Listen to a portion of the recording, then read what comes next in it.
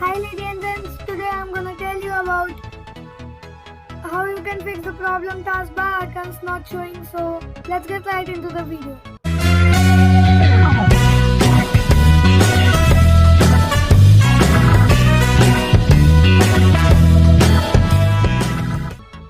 So first of all you have to search in the search box Task Manager.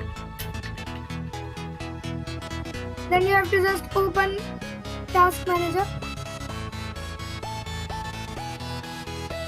Now wait 2 to 3 seconds to get it loaded. And after that scroll this bar to the end. And here you can see option named Windows Explorer. So you have to select it by left clicking on it and you have to just restart it.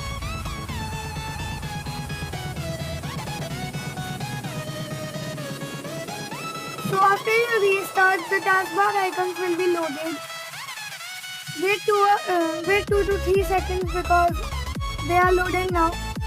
And as you can see, my taskbar icons are loaded. When I got into this problem, I also fixed this by doing this.